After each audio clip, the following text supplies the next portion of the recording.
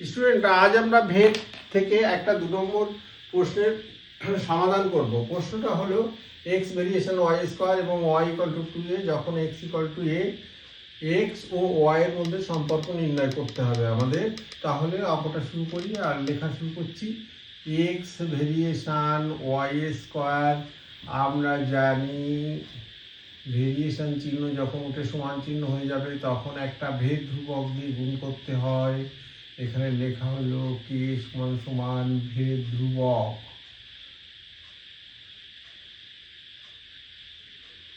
ভেদ ধ্রুবক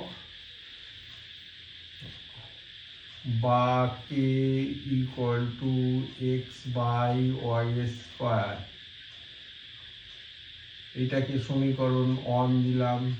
এই সমীকরণটি থেকে আমরা এক্স এর কে এর মানকে এ দ্বারা প্রকাশ করব। পরের সমীকরণটিতে কে এর মান বসিয়ে এক্স এবং ওয়াই এর সম্পর্ক নির্ণয় করব। তাহলে সেটা করছি।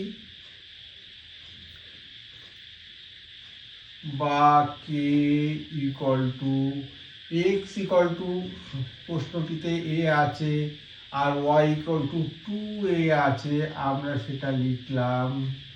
তাহলে কি হলো a বাই 4a স্কোয়ার। এবার এটাকে a দিয়ে কাটাকুটি করলে হচ্ছে 1/4a। তাহলে আমরা ধ্রুবকের মান পেয়ে গেলাম k ইকুয়াল টু 1/4a। এবার এই মানটা আমরা 1 নম্বর সমীকরণে বসাবো। তাহলে লিখব k equal to 1/4a।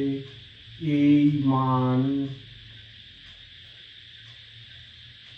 1 number সমীকরণে বসিয়ে পাই। তাহলে সমীকরণটি কে ইকুয়াল টু আছে, তাহলে আমি লিখছি 1/4a equal to x by Y square. বা এবার যদি বজ্রগুণন করি Y square equal to 4ax। এটি হলো সম্পর্ক, এটি এক্স ওয়াই এর মধ্যে সম্পর্ক।